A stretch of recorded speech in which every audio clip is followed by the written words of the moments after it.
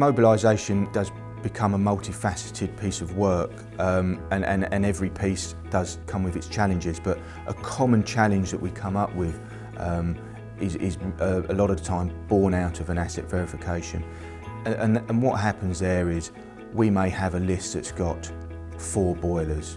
We get to site and actually there's 6 boilers. So if it's a large building, if there are many discrepancies within that asset list, that then creates a variation. Straight away, in your early parts of your relationship with a customer, we have to have a discussion about, actually, you've got more assets on your site and that's going to have a cost implication.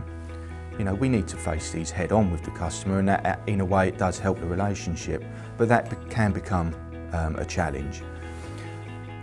Another challenge is resource management during the mobilisation phase. I'm sure the operational team would agree with me here.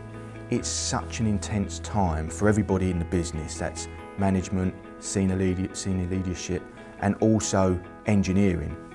And as I say, the engineering team does do our asset verification.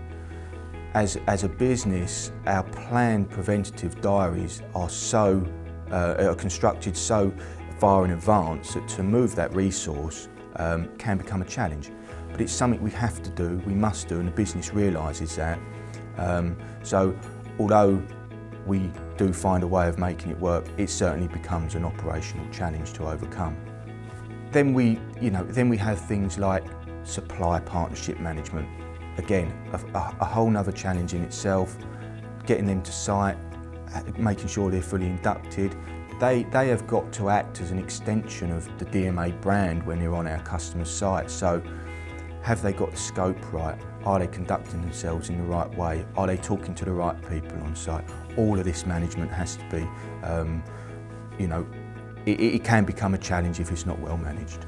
Another challenge that we find is engaging and getting the right level of information from the incumbent supplier into us. I'm just thinking about the most recent mobilisation that we're doing. Actually, the engagement with the incumbent has been very good, and we get the right level of information, and we can structure our plan based on the previous plan.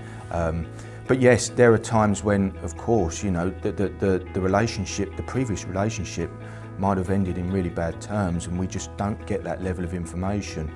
So we almost have to sort of start at point zero again, and the customer has to understand that if we haven't got that information, we've got to take a judgment on what those dates are. But of course, the whole thing in all of that is ensuring the compliance is always up to date. So that can be a challenge, yes.